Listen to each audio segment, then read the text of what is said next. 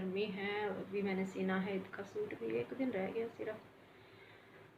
क्या बनेगा कालिया तेरा। बिस्मिल्लाहिर्रहमानिर्रहीम। अस्सलाम वालेकुम। क्या हाल है, कैसे हैं आप सब लोग? उम्मीद करती हूँ कि सब ठीक ठाक खुशबाश और खैर खैरियत के साथ होंगे। शुक्र अल्हम्दुलिल्लाह हम भी ठीक ठाक हैं।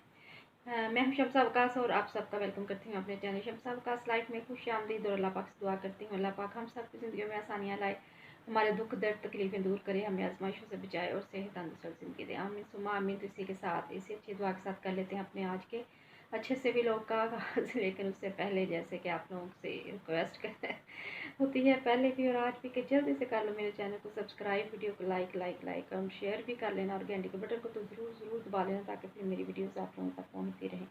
तो चलें फिर शुरू कर लेते हैं अपना आज का व्लॉग। फिर आज फिर देखते हैं।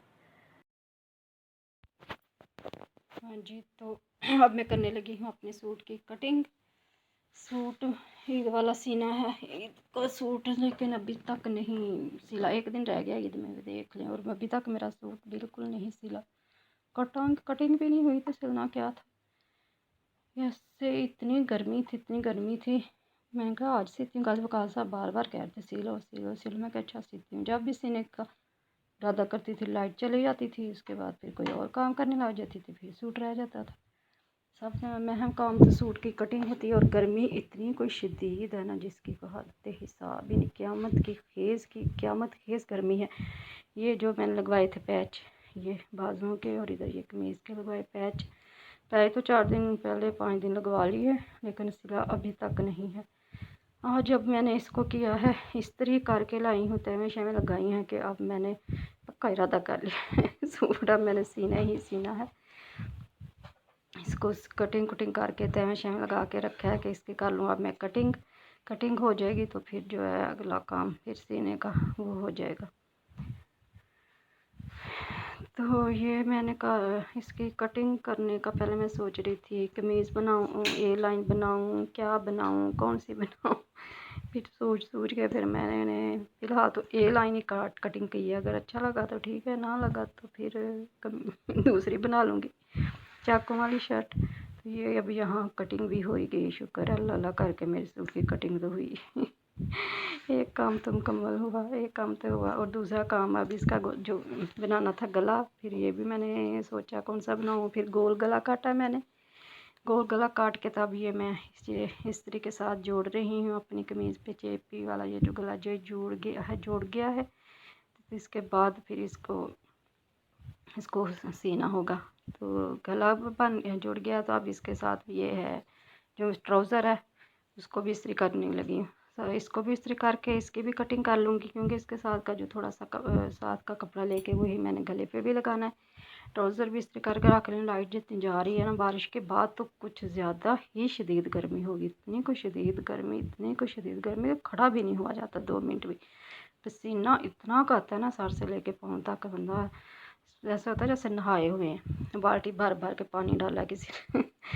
तो ट्राउज़र भी इस्त्री हो गया। अब इधर ये जो कमीज़ के बाजू हैं इसको भी इस्त्री करने लगी हूँ। इसकी भी करनी है कटिंग, बाजू भी कटिंग हो जाएंगे, ट्राउज़र भी कटिंग हो जाएगा। गला तो जैसे कि मैंने जोड़ लिया है, कमीज़ की कटिंग कर ली है। तो फिर इन सबको जब काट के सूट रख लेना तो फिर सीना जो है ना वो आसान हो जाता है। फिर सबसे अहम काम ये कटिंग का पहले ज़्यादा होता है। कटिंग करके रखा हो ना सूट तो फिर सीने पे तो जब शुरू करता है फिर सिल ही जाता है। सबसे पहला काम तो यही होता है शुरू करना शुरू कर लें तो फिर हो ही जाता है।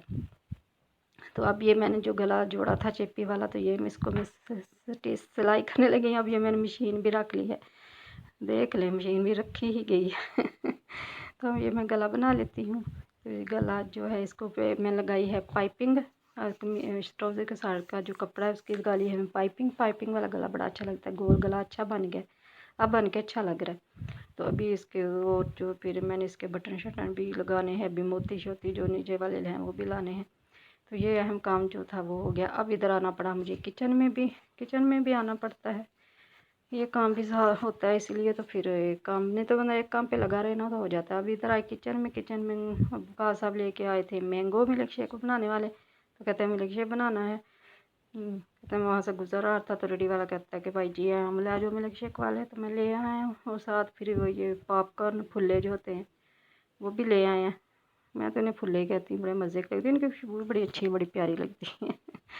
तो साथ ये लेके आए थे, साथ साथ मैं ये खा रही थी। तो मैं कहा मैंगो धो के इनको काट के सारा कुछ, इतनी मुकास साहब को कह रहे थे मैं बनाता हूँ मिल्क शेक, मैंने कहा बनाना तो आपने, करना तो सब कुछ मुझे ही पड़ना है। कटिंग करके दी है मैंगो की, दूध साथ दूध भी और हर चीज़ सब कुछ ग्राइंडर श्राइंडर हर चीज़ रख के दी है। तो फिर ये बनाएंगे मिल्क शेक, और उसके बाद मिल्क शेक तो ये बनाएंगे।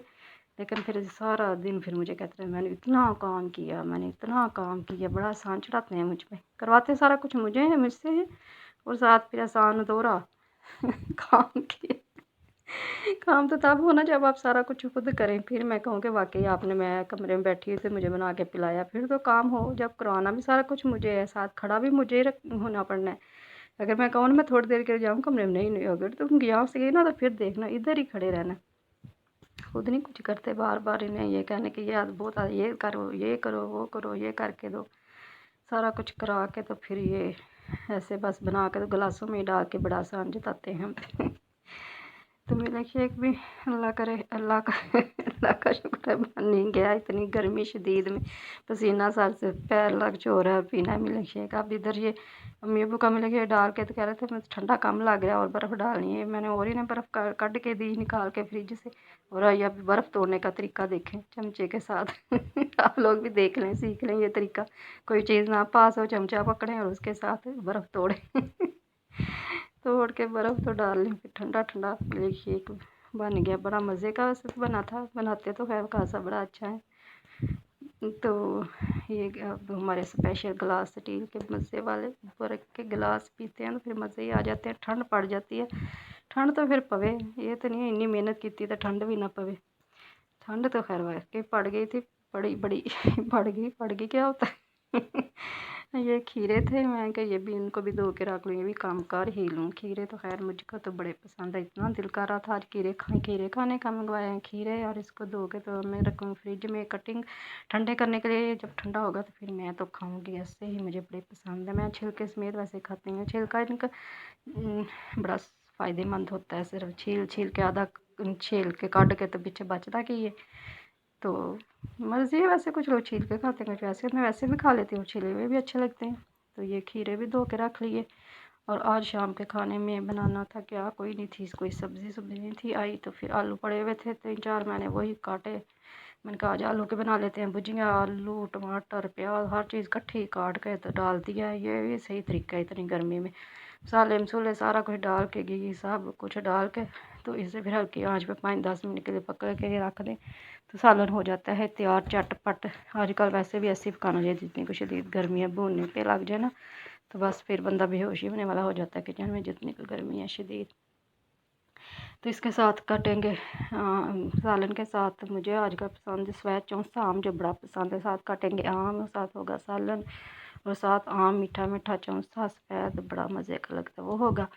तो फिर बड़े मज़े के साथ खा लेंगे। तो ये हो जाएगा हमारा सालन भी तैयार। तो फिर मिलते हैं अगले व्लॉग में, तो उस वक्त तक अल्लाह हाफ़िज़।